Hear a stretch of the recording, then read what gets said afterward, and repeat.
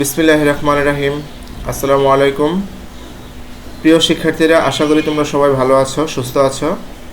তোমাদের সকলের সুস্বাস্থ্য কামনা করে খিলগাঁও মডেল বিশ্ববিদ্যালয় কলেজ কর্তৃক আয়োজিত অনলাইন শ্রেণী কার্যক্রমে স্বাগত জানাচ্ছি। তোমাদের সাথে আছি আমি রাজওয়াল করিম, প্রভাষক পদার্থবিজ্ঞান বিভাগ, খিলগাঁও মডেল বিশ্ববিদ্যালয় কলেজ। পাঠ পরিচিতি হিসাবে আজ থাকবে উচ্চ মাধ্যমিক দ্বিতীয় বর্ষ পদার্থবিজ্ঞান দ্বিতীয় পত্র অধ্যায় 10 সেমিকন্ডাক্টর ও ইলেকট্রনিক্স। এই অধ্যায়ের উপর এটি তোমাদের তৃতীয় লেকচার। এই ক্লাসের আলোচ্য বিষয়সমূহ হিসাবে যা থাকছে তা হলো একটি পিএনপি ট্রানজিস্টরের গঠন ও কার্যপদ্ধতি, একটি এনপিএন ট্রানজিস্টরের গঠন ও কার্যপদ্ধতি, কারেন্ট অ্যামপ্লিফিকেশন ফ্যাক্টর কি, কারেন্ট গেইন কি সেটা দেখব আমরা। তারপর দেখব কারেন্ট গেইন এবং কারেন্ট অ্যামপ্লিফিকেশন ফ্যাক্টরের ভিতরে সম্পর্ক, অর্থাৎ প্রবাহ বিবর্ধক গুণক এবং প্রবাহ লাভ এর মধ্যে সম্পর্ক স্থাপন করব আমরা। অ্যামপ্লিফায়ারকে কি হিসাবে মানে অ্যামপ্লিফায়ার হিসাবে ট্রানজিস্টরের ব্যবহারটা দেখব, সুইচ হিসাবে ট্রানজিস্টরের ব্যবহার দেখব, অর্থাৎ ট্রানজিস্টরের ব্যবহার কোথায় কোথায় করা হয় সেগুলো আমরা এই ক্লাসে দেখব এবং এগুলোর উপর ভিত্তি করে কিছু গাণিতিক সমস্যার সমাধান করব আমরা। তাহলে আমরা শুরুতেই দেখব হলো একটি পিএনপি ট্রানজিস্টরের গঠন ও কার্যপদ্ধতি। ট্রানজিস্টরকে কার্যকর করার জন্য একে দুইভাবে সংযোগ দেওয়া হয় বা দুইভাবে বায়াস করা হয়। একটা হলো আমাদের কি ফরওয়ার্ড বায়াস এবং একটা হলো রিভার্স বায়াস। একটা ট্রানজিস্টরের দুইটা অংশ তিনটা টার্মিনাল আছে, বাট এখানে দুইটা অংশ থাকবে। একটা হলো ইনপুট অংশ এবং আরেকটা হলো আউটপুট অংশ। ইনপুট অংশে সবসময় ফরওয়ার্ড বায়াসে যুক্ত করতে হয় এবং আউটপুট অংশে সবসময় রিভার্স বায়াসে যুক্ত করতে হয়। এখানে দেখো একটা ট্রানজিস্টরের পিএনপি ট্রানজিস্টর দেখানো হয়েছে। এই পিএনপি ট্রানজিস্টরে এটা হলো আমাদের ইমিটর অঞ্চল, এটা হলো আমাদের বেস অঞ্চল এবং এটা হলো আমাদের কালেক্টর অঞ্চল। তাহলে এই অংশটার নাম হলো আমাদের ইনপুট অংশ এবং এই অংশটার নাম হলো আমাদের আউটপুট অংশ। এখানে আমাদের এই ইনপুট অংশ, এখানে যেহেতু ইমিটর এবং এটাকে বলা হচ্ছে বেস, তার মানে এই ইমিটর বেস জাংশনটাকে আমাদের ফরওয়ার্ড বায়াসে রাখতে হবে। অর্থাৎ ইনপুট একটা ট্রানজিস্টরের ইনপুট অংশ সবসময় কী করতে হয়, ফরওয়ার্ড বায়াসে রাখতে হয় এবং আউটপুট অংশ সবসময় রিভার্স বায়াসে রাখতে হয়। এখানে দেখো আউটপুট অংশটা আছে আমাদের হলো বেস এবং কালেক্টরের অ্যাক্রসে। এই বেস এবং কি কালেক্টর বা কালেক্টর বেস অংশ সবসময় পশ্চাৎমুখী বায়াস করা হয়, অর্থাৎ রিভার্স বায়াসে রাখতে হয়। সেই হিসাবে আমরা জানি যে পি টাইপের সাথে বা পি অংশের সাথে যখন ব্যাটারি প্লাস অংশ যুক্ত করা হয় তখন হয় আমাদের ফরওয়ার্ড বায়াস। এখানে দেখো যে পি অংশের সাথে ব্যাটারি প্লাস দেখানো হয়েছে এবং এন অংশের সাথে ব্যাটারি মাইনাস দেখানো হয়েছে। তার মানে পি টাইপের সাথে ব্যাটারি প্লাস এবং এন টাইপের সাথে যখন ব্যাটারি মাইনাস যুক্ত হয় তখন যে সংযোগ বা বায়াসটা সৃষ্টি হয় তাকে বলা হয় আমাদের ফরওয়ার্ড বায়াস। সেই হিসাবে আমাদের ইনপুটটাকে ফরওয়ার্ড বায়াস করতে হবে এবং আউটপুটটাকে রিভার্স বায়াসে করতে হবে। তাহলে আউটপুটের এখানে এই অংশটা দেখো পি অঞ্চল আছে। এই পি অঞ্চলের সাথে আমরা জানি পি অংশের সাথে যদি ব্যাটারির নেগেটিভ অংশ যুক্ত করা হয় তখন সেটা হয়ে যায় রিভার্স বায়াস। এখানে একটু খেয়াল করো, দেখো যে এই পি অংশের সাথে এখানে ব্যাটারির নেগেটিভ অংশ যুক্ত করা হয়েছে, তার মানে এই অংশটার নাম হলো আমাদের রিভার্স বায়াস। এখন দেখো যে এমিটার ও বেসের মধ্যে সম্মুখ বায়াস থাকাতে, মানে এই অংশটা সম্মুখ বায়াস থাকাতে আমাদের এমিটার হতে প্রচুর হোল, কারণ এই এমিটারে আমাদের আছে পি, এখানে আমাদের প্রচুর হোল আছে। এই হোলগুলো বেসের দিকে যাবে, এই বেসের দিকে যাবে। এখানে ইমিটার বেস জাংশনে কিছু হোল ও ইলেকট্রন, এখান থেকে যদি সাপোজ 5টা হোল বের হয়ে যায় তো এখানে আমাদের 5টা ইলেকট্রনের সাথে, যেহেতু আমাদের এন অঞ্চল, এখানে 5টা ইলেকট্রনের সাথে মিলিত হয়ে যাবে, মানে একটা আরেকটা অংশের সাথে মিলিত হয়ে যাবে, অর্থাৎ দেখো নিরপেক্ষ হয়ে যাবে একটা আরেকটার সাথে যুক্ত হয়ে। এবং তা খুবই সামান্য পরিমাণ, যেহেতু আমাদের বেসটা খুবই হালকাভাবে ডোপায়িত করা থাকে এবং এটা খুবই সামান্য পরিমাণ, প্রায় 5% কম, একে অপরের সাথে মিলে নিউট্রাল বা নিরপেক্ষ হয়ে যাবে ইলেকট্রন ও হোল। এরূপ মিলনের ফলে আমাদের মানে সামান্য পরিমাণ বেস কারেন্ট সৃষ্টি হবে এখানে। আর বাকি যে সমস্ত হোল ইলেকট্রনের সাথে যুক্ত হয় না, এখানে তো আরও আমাদের প্রচুর পরিমাণ হোল আছে যেগুলো আমাদের এখানে ইলেকট্রনের সাথে যুক্ত হয় না, সেই হোলগুলো আমাদের এখানে কালেক্টর অঞ্চলে প্রবেশ করবে, মানে বেস ভেদ করে উচ্চ ঋণাত্মক কালেক্টর, এখানে আমাদের যে উচ্চ ঋণাত্মক কালেক্টর ভোল্টেজের আকর্ষণে কালেক্টর গিয়ে পৌঁছবে এখানে। মানে এখান থেকে আমাদের যে অবশিষ্ট হোলগুলো থাকবে সেগুলো আমাদের কালেক্টর অঞ্চলে গিয়ে প্রবেশ করবে। এই হোলগুলি হচ্ছে আমাদের কালেক্টর কারেন্টের উপাদান। অতএব দেখা যাচ্ছে কি পিএনপি ট্রানজিস্টরের মধ্যস্থিত কারেন্ট বাহক হচ্ছে হোল এবং বাইরের বর্তনীতে আমাদের কারেন্ট বাহক হচ্ছে ইলেকট্রন। এখন আমরা দেখব একটা এনপিএন ট্রানজিস্টরের গঠন ও কার্যপদ্ধতি। একটা এনপিএন ট্রানজিস্টরকে গঠন এবং কার্যপদ্ধতি হিসাবে শুরুতে আমরা একটা এনপিএন ট্রানজিস্টর নিতে হবে। এখানে এনপিএন ট্রানজিস্টরের কে আমরা এখানে দুইভাবে সংযোগ দিব, একটা ইনপুট অংশ এবং একটা আউটপুট অংশ। ইনপুট অংশে আমাদের থাকবে ফরওয়ার্ড বাস এবং আউটপুট অংশে থাকবে রিভার্স বাস। এখানে দেখো একটা এনপিএন ট্রানজিস্টর দেখানো হয়েছে। এটা হলো আমাদের ইমিটার অংশ, এটা হলো বেজ অংশ এবং এটা হলো আমাদের কালেক্টর অংশ।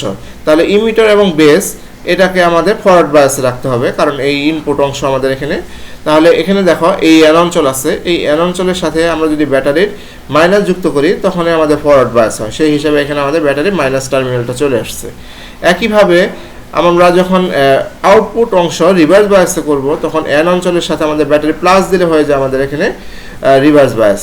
আমরা জানি যে পি টাইপের সাথে ব্যাটারি প্লাস এবং এন টাইপের সাথে ব্যাটারি মাইনাস দিলে হয় ফরওয়ার্ড, এবং একইভাবে ব্যতিক্রমভাবে এন এর সাথে ব্যাটারির প্লাস এবং কি পি এর সাথে ব্যাটারি মাইনাস দিলে হয় রিভার্স। সেই হিসাবে আমাদের এন এর সাথে ব্যাটারি প্লাস দিলে হয়ে যাবে এই অংশটা আমাদের রিভার্স। এখানে আমাদের এন অঞ্চল যেহেতু, এখানে আমাদের প্রচুর পরিমাণ আমাদের ইলেকট্রন রয়েছে। এই ইলেকট্রনের কিছু অংশ আমাদের বেজের যে বেজটা দেখো, আমাদের বেজটা কিন্তু পি অঞ্চল, তার বেজে আমাদের হোল রয়েছে এখানে। এখান থেকে কিছু ইলেকট্রন এই হোলের সাথে মিলিত হয়ে নিউট্রাল হয়ে যাবে এবং তা আমাদের কি 5%-এর কম। এরূপ মিলনের ফলে আমাদের বেস কারেন্ট সৃষ্টি হবে সামান্য। তো বাকি যে সমস্ত ইলেকট্রন থাকবে এখানে, কারণ এখানে আমরা বলেছিলাম যে এখানে প্রচুর পরিমাণ ইলেকট্রন রয়েছে, এখানে আমাদের অল্প পরিমাণ হোল রয়েছে। তাহলে ইলেকট্রনের কিছু অংশ গিয়ে হোলের সাথে মিলিত হবে এবং বাকি ইলেকট্রনগুলো হোলের সাথে যুক্ত না হয়ে বেস অঞ্চল ভেদ করে আমাদের উচ্চ ধনাত্মক অংশ আমাদের দেখো এখানে এই অংশটা যেহেতু পজিটিভের সাথে যুক্ত আছে, কালেক্টরে গিয়ে আমাদের কি কালেক্টর কারেন্ট সৃষ্টি করবে। তো এই ইলেকট্রনগুলো হচ্ছে আমাদের কালেক্টর কারেন্টের উপাদান। অতএব দেখা যাচ্ছে কি আমাদের পিএনপি ট্রানজিস্টরের মধ্যস্থিত কারেন্ট বাহক হচ্ছে ইলেকট্রন এবং বাইরের বর্তনীতেও কারেন্ট বাহক হচ্ছে আমাদের এখানে ইলেকট্রন। এটা হলো আমাদের এনপিএন ট্রানজিস্টরের গঠন ও কার্যপদ্ধতি। এখন আমরা দেখব যে কারেন্ট অ্যামপ্লিফিকেশন ফ্যাক্টর কি। এখানে দেখো একটা ডায়াগ্রাম দেখানো হয়েছে, এটা একটা এনপিএন ট্রানজিস্টরের কমন বেস ডায়াগ্রাম দেখানো হয়েছে। তো দেখো এই যে এটা হলো আমাদের বেস, এটা হলো কালেক্টর এবং এটা হলো আমাদের ইমিটার। আমি বলেছিলাম যে একটা ট্রানজিস্টরকে চেনার উপায় হলো ইমিটারের অংশে কারেন্টের ডিরেকশন। তো ইমিটার অংশে কারেন্টের ডিরেকশন থেকে আমরা বুঝবো যে কোনটা কি ট্রানজিস্টর। এখানে যেমন দেখানো হয়েছে যে ইমিটার অংশে দেখো এখানে কারেন্ট বের হয়ে যাচ্ছে। তো এটা আমাদের মনে রাখতে হবে, এনপিএন ট্রানজিস্টরের ক্ষেত্রে ইমিটার দিয়ে কারেন্ট বের হয়ে যায় এবং পিএনপি ট্রানজিস্টরের ক্ষেত্রে ইমিটার দিয়ে কারেন্ট প্রবেশ করে। এটা চিরন্তন সত্যের মতো, এটা একটু মনে রাখতে হবে। তো এখানে দেখো এনপিএন ট্রানজিস্টরের একটা কমন বেস কনফিগারেশন দেখানো হয়েছে। এটা আমরা দেখলাম, বুঝলাম হলো কিভাবে যে এটা ইমিটার দিয়ে কারেন্ট বের হয়ে যাচ্ছে, অর্থাৎ এটা একটা এনপিএন ট্রানজিস্টর। এখন এই এনপিএন ট্রানজিস্টরের এই কারেন্ট অ্যামপ্লিফিকেশন ফ্যাক্টরটাকে আমাদের কি আলফা দিয়ে প্রকাশ করা হয়। এটা একটু মনে রাখতে হবে, alpha equal to delta IC by delta IE অথবা আইসি বাই আইই। তাহলে আইসিটা হলো আমাদের কি কালেক্টর কারেন্ট আর আইইটা হলো আমাদের এখানে ইমিটার কারেন্ট। তার মানে এখানে দেখো যে কালেক্টর কারেন্ট এবং ইমিটার কারেন্টের যে পরিবর্তন সেটাই হচ্ছে আমাদের কারেন্ট অ্যামপ্লিফিকেশন ফ্যাক্টর। এটা একটু মনে রাখতে হবে যে কমন বেস কনফিগারেশনের ক্ষেত্রে কালেক্টর কারেন্টের পরিবর্তন এবং ইনপুট কারেন্টের পরিবর্তনের অনুপাতকে বলা হয় আমাদের কারেন্ট অ্যামপ্লিফিকেশন ফ্যাক্টর বা প্রবাহ বিবর্ধক গুণক। ইহাকে আলফা দ্বারা প্রকাশ করা হয় এবং যেহেতু এখানে দুইটাই কারেন্টের অনুপাত, মানে কালেক্টর কারেন্ট এবং ইমিটার কারেন্ট, তার মানে ইহার কোনো একক নেই, অর্থাৎ কি প্রবাহ বিবর্ধক গুণকের কোনো একক নেই। এটা মনে রাখতে হবে। ম্যাথ করার সময় এটাতে আমাদের ম্যাথও করতে হবে। ম্যাথ করার সময় এটা আমাদের একক হিসেবে আমাদের একটু চিন্তা করতে হবে যে এককটা কি হতে পারে, অর্থাৎ এর কিন্তু কোনো একক থাকবে না, এটা একটু মনে রাখতে হবে। তারপর দেখো আমাদের প্রবাহ লাভ বা কারেন্ট গেইন কাকে বলে সেটা আমরা দেখব। এখানে দেখো যে একটা এনপিএন ট্রানজিস্টর দেখানো হয়েছে এবং এটা হলো একটা কি কমন ইমিটার কনফিগারেশন। এই যে এই অংশটার নাম আমরা বলেছিলাম যে যেহেতু কারেন্ট প্রবেশ করে বা বের হয় সেই অংশের নাম হলো আমাদের ইমিটার অংশ। যেহেতু এখানে বের হয়ে যাচ্ছে তার মানে এটা আমাদের ইমিটার অংশ দেখানো হচ্ছে কারেন্টের ডিরেকশন। এবং যেহেতু এই কারেন্টটা এখান থেকে কি ইমিটার দিয়ে বের হচ্ছে তার মানে এটা একটা এনপিএন ট্রানজিস্টর, এবং এই অংশটার নাম হলো আমাদের ইনপুট অংশ, এই অংশটার নাম হলো আমাদের আউটপুট অংশ। এই ইনপুট এবং আউটপুটের জন্য আমাদের এখানে ইমিটরকে কমন করা হয়েছে, অর্থাৎ এটা একটা কমন ইমিটর কনফিগারেশন। কোন ট্রানজিস্টরের? এনপিএন ট্রানজিস্টরের ক্ষেত্রে। এটা একটু খেয়াল রাখো। তো প্রবাহ লাভ বা কারেন্ট গেইনটা দেখো কাকে বলবো আমরা। তো বিটা, প্রবাহ লাভ বা কারেন্ট গেইনকে বিটা দিয়ে প্রকাশ করা হয়। Beta equal to IC by IB. ওই ক্ষেত্রে ছিল কি আলফা ইকাল টু কারেন্ট, মানে প্রবাহ বিবর্ধক গুণকের ভিতরে ছিল alpha equal to IC by IE, আর এখানে হলো beta equal to IC by IB. ওইটা মনে রাখতে হবে একটু, এটা একটা মনে রাখার কৌশল যে দুই ক্ষেত্রেই আলফা এবং বিটা দুই ক্ষেত্রেই আমাদের কালেক্টর কারেন্টটা উপরে থাকবে, বিটার ক্ষেত্রে বেস কারেন্ট নিচে থাকবে, আর আলফার ক্ষেত্রে ইমিটার কারেন্টটা নিচে থাকবে। এটা একটু এভাবে মনে রাখলেই মনে রাখতে পারবে সবাই। দেখো এখানে তাহলে বিটার সংজ্ঞাটা আমরা দেখবো এখানে, যে কমন ইমিটার কনফিগারেশনের ক্ষেত্রে আমাদের কালেক্টর কারেন্টের পরিবর্তন এবং বেস কারেন্টের পরিবর্তন, এই দুটোর অনুপাতকে বলবো আমরা কারেন্ট গেইন বা প্রবাহ লাভ। এরও কোনো একক নেই, কারণ দুইটাই হলো এখানে খেয়াল করো যে কারেন্টের অনুপাত, অর্থাৎ কালেক্টর কারেন্টের এবং কি বেস কারেন্টের অনুপাত এখানে দেওয়া আছে। তো এই প্রবাহ লাভেরও কোনো একক নেই, এটাও আমাদের মনে রাখতে হবে। এখন প্রবাহ বিবর্ধক গুণক অর্থাৎ আলফা এবং প্রবাহ লাভ অর্থাৎ বিটা, এর মধ্যে আমরা সম্পর্ক স্থাপন করব, অথবা দেখাও যে beta equal to alpha by 1 minus alpha, এই এদের মধ্যে সম্পর্ক যুক্ত সমীকরণ এটা একটা। বা এটাকে যদি আমরা আরেকটু মডিফাই করি বা আলফার যদি ইকুয়েশন আনতে চাই, তাহলে আলফা ইকাল টু আসবে বিটা বাই 1 প্লাস বিটা। দেখো রিলেশনটা কীভাবে এখানে আসে। তো বিটা ইকাল টু এটা আমরা জানি যে প্রবাহ লাভ বা current gain beta equal to collector current এবং বেস কারেন্টের অনুপাত, এটা আমরা জানি, অর্থাৎ beta equal to IC by I B. এখানে যেহেতু আমাদের আইই ইকাল টু, এটা আমাদের একটা ফর্মুলা মনে রেখো সবাই, আই ইকাল টু কত আমাদের আইবি প্লাস আইসি, অর্থাৎ ইমিটার কারেন্ট হলো আমাদের কি বেস কারেন্ট এবং কালেক্টর কারেন্টের সমষ্টি সমান। তাহলে এখানে আমাদের আইসি রয়ে গেছে, আইবি এর জায়গায় আমরা দেখো এখানে আইবি ইকাল টু কি আসবে আইই মাইনাস আইসি। এখন আমরা ওই যে লব ও হরকে আইই দিয়ে ডিভাইডেড করে দিব, ডিভাইডেড করলে দেখবে এখানে আমাদের আইসি বাই আইই, এটা কি? এটা হলো আমাদের প্রবাহ বিবর্ধক গুণক। কারণ আমরা একটু আগেও ডেফিনেশনটা পড়েছিলাম যে কালেক্টর কারেন্ট এবং ইমিটার কারেন্ট এই দুটোর অনুপাতকে বলা হয় আমাদের প্রবাহ বিবর্ধক গুণক। তাহলে প্রবাহ বিবর্ধক গুণককে আলফা দিয়ে প্রকাশ করা হয়, সেখানে আমরা আলফা লিখলাম। আর এখানে দেখো যেহেতু আমাদের আইই দিয়ে সবাইকে ভাগ করে দিচ্ছি, তাহলে এখানে আইই কাটা যাবে, থাকবে 1, আর আইসি বাই আইই থাকবে, সেই ক্ষেত্রে থাকবে আমাদের এখানে আইসি বাই আইই, মানে আমাদের কারেন্ট প্রবাহ বিবর্ধক গুণক বা কারেন্ট অ্যাম্প্লিফিকেশন ফ্যাক্টর, সেখানে আমাদের আলফা আসছে। একইভাবে এই ইকুয়েশনটাকে যদি আমরা মডিফাই করি, সেখান থেকে আমরা আলফার ইকুয়েশনটা পাবো, অর্থাৎ আলফা ইকাল টু এটা ক্রস প্রোডাক্ট করে আলফাটাকে আলাদা করলে এই আলফার ইকুয়েশনটা পাওয়া যায়। আলফা ইকাল টু কি বিটা বাই 1 প্লাস বিটা। এই দুইটা ইকুয়েশন মনে রাখতে হবে এবং এই দুটো দিয়ে আমাদের ম্যাথ করতে হয়। এখন আমরা দেখব ট্রানজিস্টরের ব্যবহার, কি কি ক্ষেত্রে ট্রানজিস্টরকে ব্যবহার করা হয়। ট্রানজিস্টরকে প্রধানত অ্যাম্পলিফায়ার হিসেবে ব্যবহার করা হয় এবং সুইচ হিসেবে ব্যবহার করা হয়। ডিজিটাল ইলেকট্রনিক্স বর্তনীগুলোতে আমাদের সুইচ হিসেবে ট্রানজিস্টরকে ব্যবহার করে থাকি আমরা।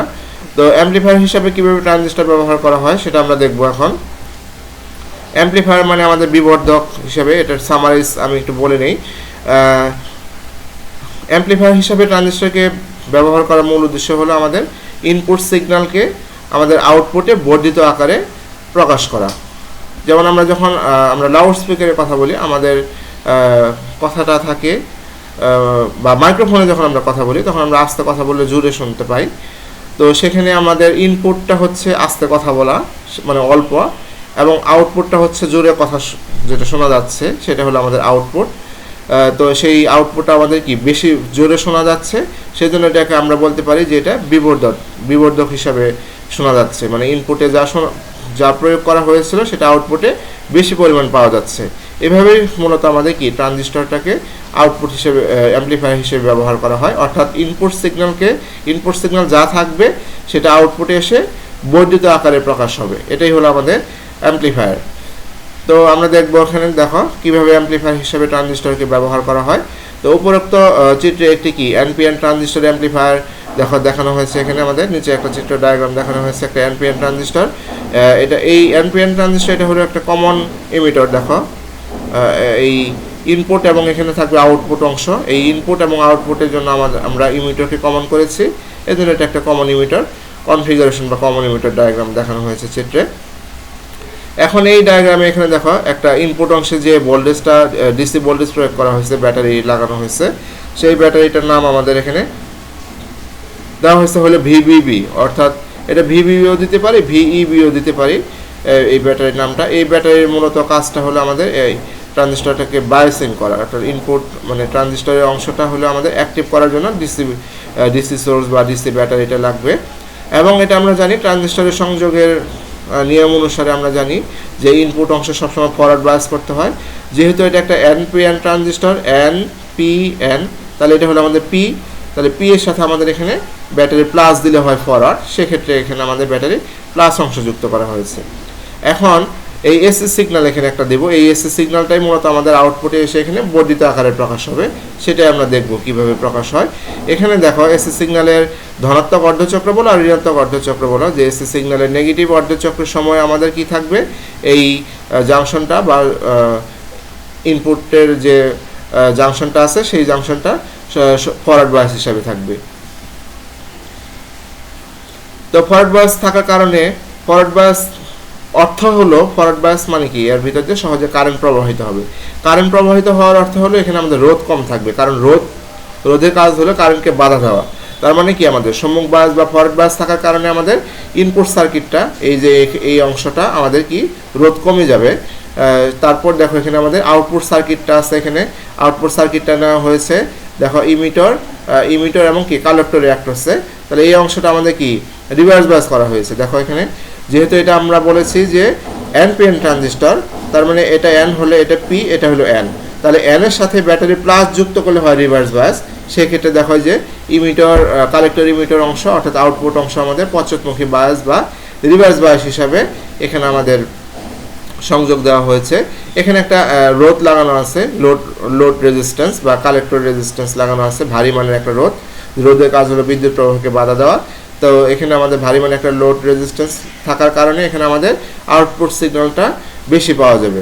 তো দেখো এখানে এই কারণে আমাদের আউটপুট সার্কিটে কি রোধ অনেক বেশি, তো যেহেতু রিভার্স বায়াস করা হয়েছে এই জন্য আমাদের রোধ বেশি। তো আউটপুট সার্কিটে একটি উচ্চ রোধ আরএল যুক্ত করা হয়েছে, এখানে দেখো লোড রেজিস্ট্যান্স যুক্ত করা হয়েছে। ইনপুট এবং আউটপুটের অনুকূল ডিসি বায়াসের থাকার কারণে এমিটার, বেস ও কালেক্টরের মধ্যে ডিসি প্রবাহ শুরু হয়। এর ভিতর দিয়ে আমাদের যেহেতু আমরা কি করেছি এখানে যে ইনপুট অংশে একটা ডিসি সোর্স লাগিয়েছি এবং আউটপুট অংশে একটা ডিসি সোর্স লাগানো হয়েছে, তার মানে এর ভিতর দিয়ে আমাদের ডিসি কারেন্ট প্রবাহিত হবে। এখন ইমিটার অংশে যে কারেন্ট, সেই কারেন্টের নাম বলবো আমরা ইমিটার কারেন্ট। বেস অংশে যে কারেন্টটা থাকবে সেই কারেন্টকে বলবো আমরা বেস কারেন্ট, এবং কালেক্টর অংশে যে কারেন্ট থাকবে সেই কারেন্টটাকে আমরা বলবো কালেক্টর কারেন্ট। এখানে দেখো যে ইমিটার কারেন্টকে আমরা আই দিয়ে ডিফাইন করলাম, বেস কারেন্টকে আমরা আইবি দিয়ে প্রকাশ করলাম, এবং কি কালেক্টর কারেন্টকে আমরা আইসি দিয়ে প্রকাশ করলাম। এখানে দেখো ডায়াগ্রামে দেখানো হয়েছে ইমিটার অংশে কারেন্ট এই যে আইই, বেস অংশে কারেন্ট আইবি এবং কালেক্টর অংশে কারেন্ট আমাদের এখানে আইসি। তো কমন ইমিটার বর্তনীতে বেস প্রবাহ হচ্ছে ইনপুট, কালেক্টর প্রবাহ হচ্ছে আমাদের এখানে আউটপুট। তার মানে যে বেজের যে কারেন্টটা সেটা হলো আমাদের ইনপুট কারেন্ট হিসাবে থাকছে, এবং কালেক্টর অংশের যে কারেন্টটা সেটা হলো আমাদের এখানে আউটপুট কারেন্ট। তো ধরা যাক আমাদের এসি ইনপুটে একটি দুর্বল এসি সিগন্যাল প্রয়োগ করা হয়েছে, এই যে এখানে দেখো একটা এসি সিগন্যালের চিহ্ন দেওয়া হয়েছে, মানে এখানে একটা এসি সিগন্যাল আছে। এসি সিগন্যালটা আমরা ভোল্টেজ হিসাবে ভি ধরেছি, আর যেহেতু ইনপুট সেজন্য আমরা ভিআই ধরেছি এসি সিগন্যালটা। তো ভিআই এর ধনাত্মক অর্ধচক্রের সময় আমাদের ধনাত্মক যখন দেখো এখানে দুইটা শেপ দেখানো হয়েছে, এই একটা চক্র অর্ধেক, এখানে আবার একটা চক্র, এখানে একটা কি ফুল চক্র দেখানো হয়েছে, একটা হলো কি পজিটিভ হাফ সার্কেল আর একটা হলো নেগেটিভ হাফ সার্কেল। তো যখন আমাদের ধনাত্মক অর্ধচক্র থাকবে তখন আমাদের এই যে জাংশনটা এখানে এই অংশটা হলো আমাদের ফরওয়ার্ড বায়াস হিসেবে থাকবে। তো ফরওয়ার্ড বায়াসে থাকার কারণে আমাদের কি যে অধিক সংখ্যক ইলেকট্রন এমিটার হতে কি বেজের দিকে, এখান থেকে আমাদের অধিক সংখ্যক ইলেকট্রন ইমিটার থেকে বেজের দিকে ধাবিত হবে এবং সবগুলো প্রবাহ বৃদ্ধি পাবে। এখন আমাদের এই ইনপুট সিগন্যালের ঋণাত্মক অর্ধচক্রের সময় আমাদের এখানে যে জাংশনটা অর্থাৎ কি ইমিটার এবং বেস যে জাংশন, সেই জাংশনে কি সম্মুখ বায়াসটা হ্রাস পাবে, ফলে কি সবগুলো প্রবাহ কমে যাবে। বেস প্রবাহ যতটুকু কমে কালেক্টর প্রবাহ তার চেয়ে বেশি কমে, অর্থাৎ ইনপুট প্রবাহের ঋণাত্মক অংশ আমাদের কি হয় আউটপুটের হিসাবে মানে নেগেটিভ দিকে কমে যায়। আউটপুট অংশে আমাদের কি হয় বিবর্ধিত হিসাবে থাকে। এখানে দেখো একটা ইনপুট সিগন্যালের আরেকটা শেপ দেখানো হয়েছে এখানে। তো এই ইনপুট সিগন্যালের ধনাত্মক অর্ধচক্র দেখো এখানে একটু কম বিস্তারে দেখানো হয়েছে, এখানে আমাদের কি বেশি বিস্তার, অর্থাৎ কি যে ধনাত্মক অর্ধচক্রটা এখানে এসে আমাদের বিবর্ধিত আকারে প্রকাশ হচ্ছে। এখানে আমাদের ঋণাত্মক অর্ধচক্রটা এখানেও এসে আমাদের কি নেগেটিভ দিকে বিবর্ধিত আকারে প্রকাশ হচ্ছে। এভাবেই মূলত আমাদের কি ট্রানজিস্টরটাকে অ্যামপ্লিফায়ার হিসেবে ব্যবহার করা হয়। তো ট্রানজিস্টরের আরেকটা ব্যবহার আছে, সেটা হলো আমাদের সুইচ হিসাবে কিভাবে ট্রানজিস্টর ব্যবহার করা হয় সেটা একটা ব্যবহার আছে। আমরা এখন দেখব সুইচ হিসাবে ট্রানজিস্টরটাকে কিভাবে ব্যবহার করা হয়। যে ট্রানজিস্টরের এখানে দেখো দুটো ডায়াগ্রাম দেখানো হয়েছে, একটা ক চিত্র আর একটা খ চিত্র। এই যে ক চিত্র এখানে আমাদের দেখো এখানে যে একটা ডিসি সোর্স লাগানো হয়েছে, এখানে হলো আমাদের বেস, এটা হলো আমাদের ইমিটার, এটা হলো কালেক্টর। এই কালেক্টর একটা হচ্ছে আমাদের এখানে একটা বাল্ব দেখানো হচ্ছে। তো এখানে বাল্বটা কি আমাদের অন অফ দেখাবো আমরা, কিভাবে অন হয় কিভাবে অফ হয়, এবং সেটাকেই আমরা মূলত বলবো যে সুইচ হিসাবে এটাকে কিভাবে ব্যবহার করা হয়। তো দেখো এখানে আমাদের বেজ যখন কারেন্ট পাবে তখন আমাদের কি কিছু অংশ আমাদের ইমিটার দিয়ে গ্রাউন্ডে চলে আসবে, মানে পুরো সার্কিটটা কমপ্লিট করবে, এবং কালেক্টর অংশের কিছু অংশ গিয়ে বাল্বটাকে কি প্রজ্বলিত করবে, অর্থাৎ অন অবস্থায় থাকবে।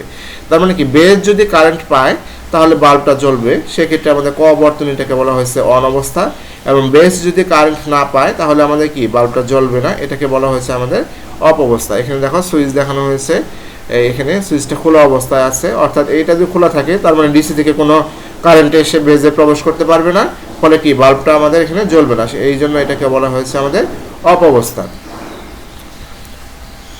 এখানে দেখো তো এই চিত্রে একটা কি যে common emitter NPN transistor circuit প্রদর্শিত হয়েছে, যেখানে আমাদের কি বেস রোধ কি কারেন্টকে নিয়ন্ত্রণ করে। যখন আমাদের কি ট্রানজিস্টর এই যে ক ডায়াগ্রাম দেখানো হয়েছে তখন আমাদের কি ট্রানজিস্টরটা সম্পৃক্ত অবস্থা প্রাপ্ত হয়, ফলে কি ট্রানজিস্টরটা কি মানে ইমিটার শর্ট হওয়ার কারণে আমাদের ভোল্টেজটা আমাদের কি মানে বাল্বটাকে প্রজ্বলিত করে। এখানে মানে এখান থেকে বেস কারেন্ট পেলে কিছু অংশ আমাদের বাল্বটাকে প্রজ্বলিত করবে এবং কি কিছু অংশ ইমিটার দিয়ে গ্রাউন্ডে চলে এসে পুরো সার্কিটটা কমপ্লিট করবে। একইভাবে এখানে যদি আমাদের বেস কারেন্ট না পায় তাহলে আমাদের কি কালেক্টর এবং ইমিটার ভিতরে কোনো কারেন্ট প্রবাহিত হবে না, ফলে কি আমাদের বাল্বটা জ্বলবে না। এইভাবে মূলত আমাদের ট্রানজিস্টরটাকে অন এবং অফ অবস্থা হিসেবে প্রকাশ করা হয়, অর্থাৎ এভাবে আমাদের ট্রানজিস্টরকে সুইচ হিসেবে ব্যবহার করা হয়।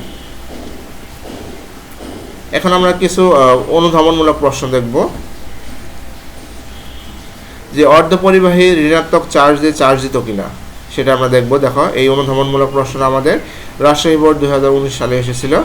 তো অর্ধপরিবাহী কাকে বলে সেটা আগে আমাদের জানতে হবে, যে সকল পদার্থের পরিবাহী এবং অপরিবাহী মাঝামাঝি তাকে আমাদের অর্ধপরিবাহী বলা হয়, এবং অর্ধপরিবাহীর উপর ভিত্তি করে পি টাইপ এবং এন টাইপ সৃষ্টি হয়েছে। অর্থাৎ কি বিশুদ্ধ অর্ধপরিবাহীর সাথে যখন আমরা ভেজাল মিশাবো তখন আমাদের কি সামান্য পরিমাণ অপদ্রব্য মিশালে আমাদের কি হয় পি টাইপ এবং এন টাইপ সৃষ্টি হয়।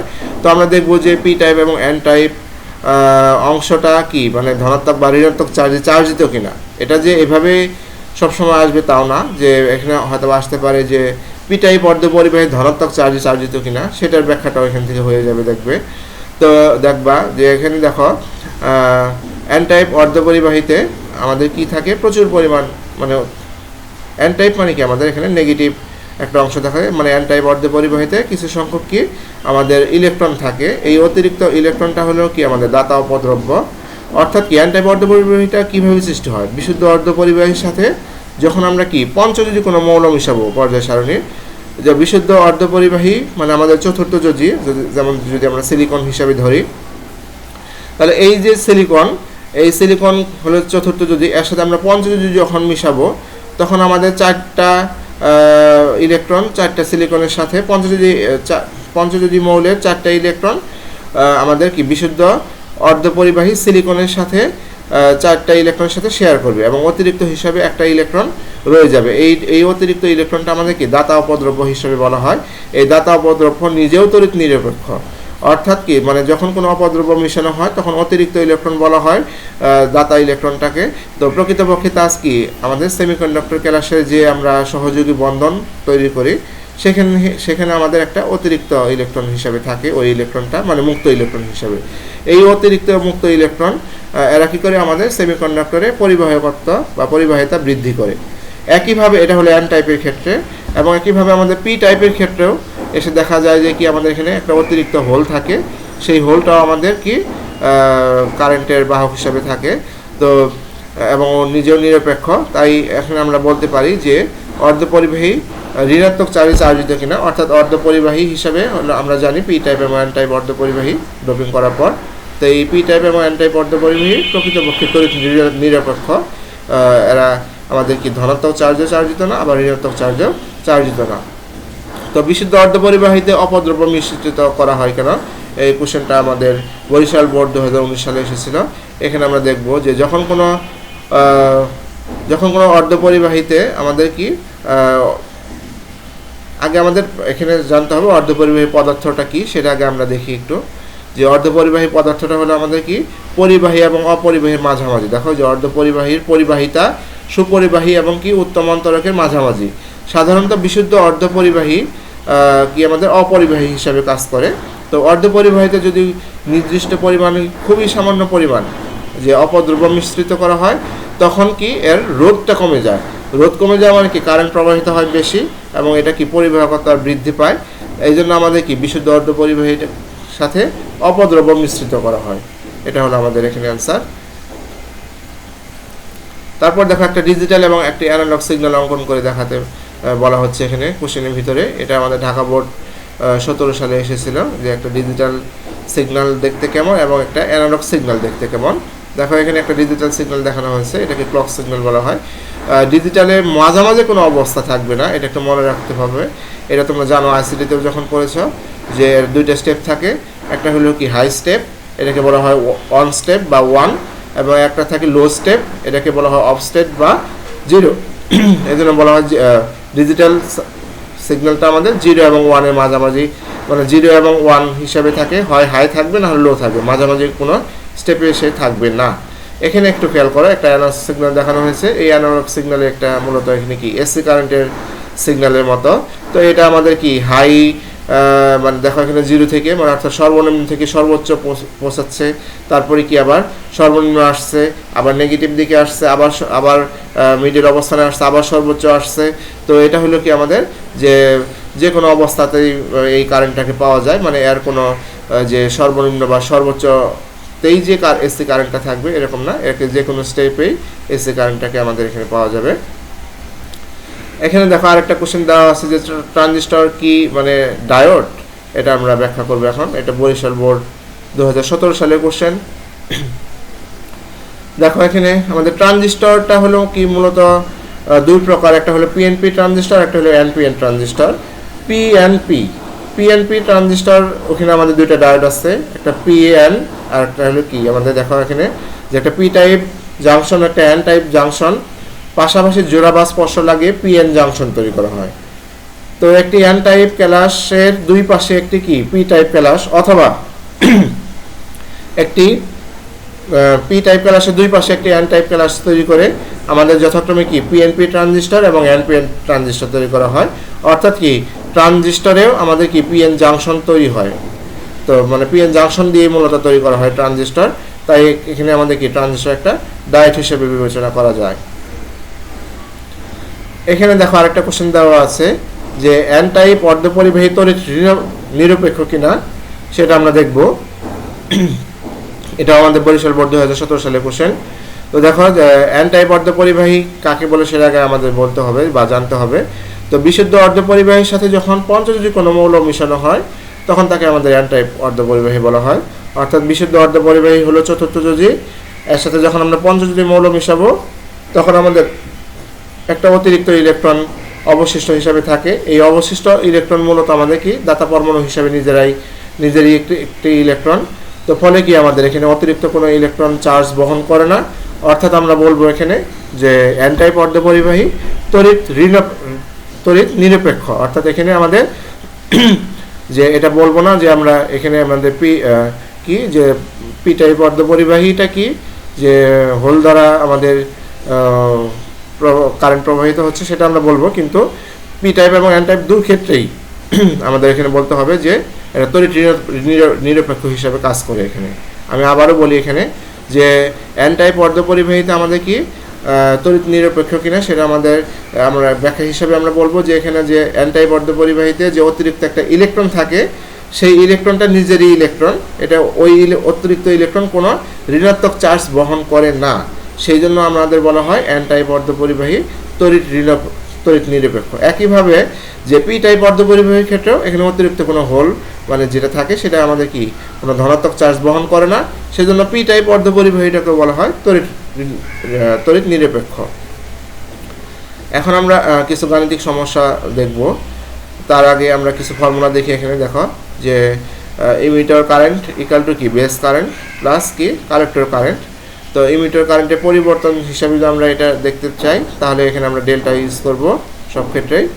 তো দেখো এখানে আমাদের কারেন্ট প্রবাহ বিবর্ধক গুণক যেটা current amplification factor alpha equal to কি আমাদের এটা আমরা জানি যে IC by IE, beta equal to IC by IB. যদি আমরা পরিবর্তন ম্যাথের কোশ্চেনের ভিতরে যদি আমাদের পরিবর্তন থাকে কালেক্টর কারেন্টের পরিবর্তন বা বেস কারেন্টের পরিবর্তন বা ইমিটার কারেন্টের পরিবর্তন, তখন আমরা ডেল্টা ইউজ করব, আর নর্মালি আমরা ডেল্টা ছাড়াও ইউজ করতে পারি।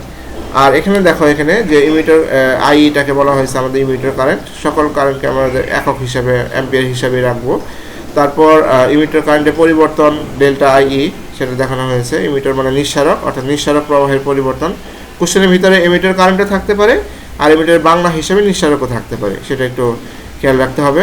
তো আরেকটা দেওয়া আছে দেখো এখানে বেস কারেন্ট দেওয়া আছে আইবি, আর আমাদের বেস কারেন্টের পরিবর্তনটা দেওয়া হয়েছে আমাদের ডেল্টা আইবি। কালেক্টর কারেন্ট দেওয়া হয়েছে আমাদের কি এখানে আইসি, তো কালেক্টর কারেন্টের পরিবর্তনটাকেও দেওয়া হয়েছে এখানে আমাদের ডেল্টা আইসি। তাহলে এখানে দেখো আলফা যে কমন বেস সার্কিট বা সাধারণ পিট সংযোগের ক্ষেত্রে আলফা হলো কি আমাদের কারেন্ট গেইন ফ্যাক্টর বা প্রবাহ বিবর্ধক গুণক। এখানে আলফাটা মনে রাখতে হবে আলফা কি, বিটা হলো আমাদের এখানে প্রবাহ লাভ। তো দেখো এখানে একটা কোশ্চেন দেওয়া আছে যে ট্রানজিস্টরের সাধারণ পিট সংযোগে রয়েছে, অর্থাৎ কি এটা আমাদের কমন বেজের সংযোগটা দেওয়া আছে। তো এই নিঃসারক প্রবাহটার মান দেওয়া আছে 0.85 মিলি অ্যাম্পিয়ার এবং আমাদের বেস প্রবাহ যেটা সেটা দেওয়া আছে হলো আমাদের 0.05 মিলি অ্যাম্পিয়ার। এর প্রবাহ বিবর্ধক গুণক অর্থাৎ কি কারেন্ট অ্যামপ্লিফিকেশন ফ্যাক্টর আলফার মান বের করতে হবে। তো দেখো এখানে আমাদের যে প্রবাহ নিঃসারক প্রবাহটা আমাদের ইমিটার কারেন্ট এটা দেওয়া আছে তো মিলি অ্যাম্পিয়ার 0.85, আর পিট প্রবাহ দেওয়া আছে আমাদের বেস প্রবাহ এখানে 0.85 মিলি অ্যাম্পিয়ার 0.05 সরি। তো প্রবাহ বিবর্ধক গুণক আলফা ইকুয়াল টু হোয়াট, এটার মান বের করতে হবে। আমরা জানি কি alpha equal to IC by IE, এটা আমাদের ফর্মুলা আমরা জানি। এখানে মানগুলো বসাবো। আইসি এর মান যেহেতু দেওয়া নাই আইসি এর মানটা আমাদের বের করে নিতে হবে। দেখো যেহেতু আমাদের IE equal to IB plus IC, অর্থাৎ আইইও আছে আইবিও আছে, এখান থেকে আমরা আইসি এর মানটা বের করে নেব। দেখো এখানে যে IC equal to IE minus IB, তাহলে আই এর ভ্যালু বসালাম, আইবি এর ভ্যালু বসালাম, এখানে তো আমাদের আগে ভ্যালু বসানো হচ্ছে আই এর। তাহলে এখানে দেখো যে আলফার মানটা চলে আসছে তো 0.94। যেহেতু আমাদের আলফা হলো দুইটা কারেন্টের অনুপাত, তার মানে কি আর কোনো একক থাকবে না, সেই হিসেবে এখানে কোনো একক নেই, খেয়াল রেখো এখানে। তারপর দেখো আরেকটা ম্যাথ দেওয়া আছে এখানে যে একটি সাধারণ বেস ট্রানজিস্টরের ইমিটার কারেন্ট হলো 3.1 × 10⁻³ অ্যাম্পিয়ার পরিবর্তনের জন্য 2.6 মিলি অ্যাম্পিয়ার কারেন্টের মানে কালেক্টর কারেন্টের পরিবর্তন ঘটলে আমাদের কি প্রবাহ বিবর্ধক গুণক আলফার মান বের করো। তো দেখো এখানে আমাদের যে ইমিটার কারেন্টের পরিবর্তন দেওয়া আছে আমাদের ডেল্টা আইই ইকুয়াল টু কত দেখো 3.1 × 10⁻³ অ্যাম্পিয়ার। তারপর দেখো কালেক্টর কারেন্টের পরিবর্তনটা দেওয়া আছে 2.6 মিলি অ্যাম্পিয়ার, প্রবাহ বিবর্ধক গুণক আলফার মান বের করতে হবে। তো আমরা জানি alpha equal to delta I by, যেহেতু পরিবর্তন দেওয়া আছে আমরা ডেল্টা দিয়ে প্রকাশ করব। তো এখানে দেখো দুইটার ভ্যালু সরাসরি দেওয়া আছে, মানগুলো বসালেই সরাসরি রেজাল্ট চলে আসছে। দেখো 0. তার মানে আলফার মানটা পাওয়া গেছে এখানে আমাদের এখানে 0.84। যেহেতু এই আলফাটার কি দুইটা কারেন্টের রেশিও, সেই হিসাবে আর কোনো এখানে একক নেই। এখানে দেখো আরেকটা ম্যাথ কোশ্চেন দেওয়া আছে। তো এখানে দেখো একটি কমন ইমিটরের পিট ও নিঃসারক প্রবাহ, অর্থাৎ পিট মানে আমাদের বেস বোঝানো হয়েছে, নিঃসারক মানে আমাদের ইমিটর, অর্থাৎ কি এখানে আমাদের পিট প্রবাহটা বা বেস কারেন্টটা দেওয়া আছে হলো 5 × 10⁻⁴ অ্যাম্পিয়ার, আর নিঃসরক অর্থাৎ কি এমিটার কারেন্টটা দেওয়া আছে এত 1 × 10⁻³ অ্যাম্পিয়ার। এখানে এর কি আমাদের সংগ্রাহক প্রবাহ ও বিবর্ধক গুণক নির্ণয় করব আমরা। এখানে দেখো পিট প্রবাহ আইবি দেওয়া আছে 5 × 10⁻⁴ অ্যাম্পিয়ার। তারপরে নিঃসরক প্রবাহ আইই যেটা সেটা দেওয়া আছে 1 × 10⁻³ অ্যাম্পিয়ার, অর্থাৎ ইমিটার কারেন্ট দেওয়া আছে এটা।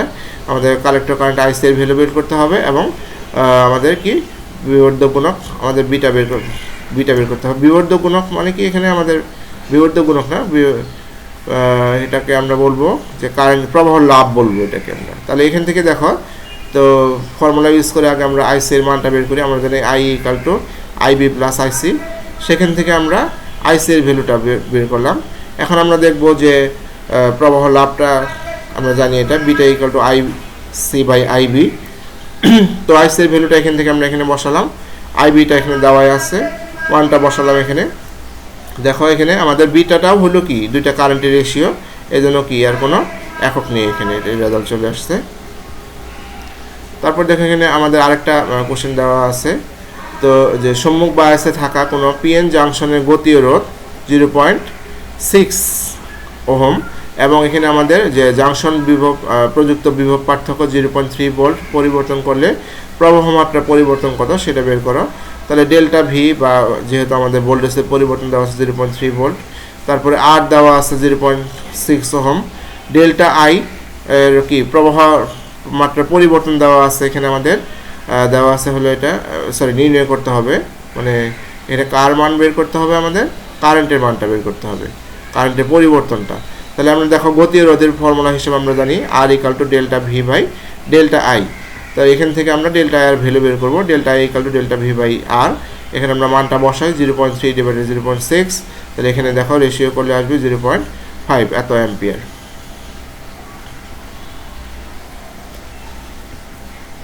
দেখো এই লেকচার থেকে আমরা যা যা শিখলাম সেটা হলো একটা পিএনপি ট্রানজিস্টরের গঠন এবং কার্যপদ্ধতি শিখেছি। তারপর একটা এনপিএন ট্রানজিস্টরের গঠন ও কার্যপদ্ধতি পড়লাম।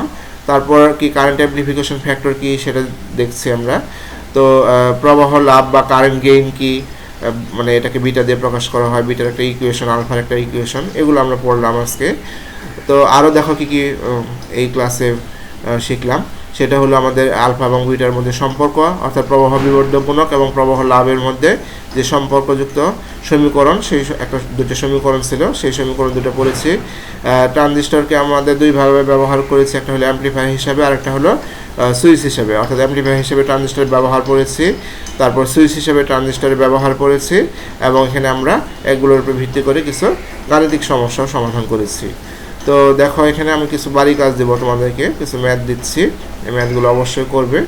তো দেখো এখানে তো একটা কোশ্চেন দেওয়া আছে যে 20 মিলি অ্যাম্পিয়ার নিঃসরণ প্রবাহের ফলে একটি ট্রানজিস্টর আমাদের দেওয়া ট্রানজিস্টরে কত আমাদের 18 মিলি অ্যাম্পিয়ার কালেক্টর প্রবাহ অর্থাৎ সংগ্রাহক প্রবাহ পাওয়া গেল। এটা বেস কারেন্ট কত অর্থাৎ ভূমি প্রবাহ কত সেটা বের করতে বলছে। তো এটা আমরা রেজাল্টটা বলে দিচ্ছি যে IB equal to 2 milli ampere আসবে।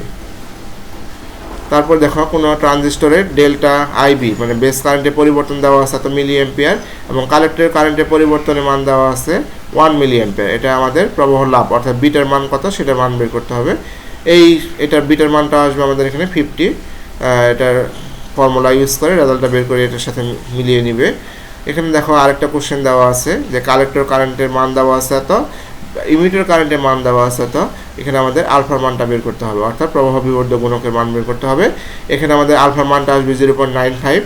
এটাও আমাদের জাস্ট কি আলফার ইকুয়েশন বসালেই ম্যাথটা চলে মানে রেজাল্টটা চলে আসবে।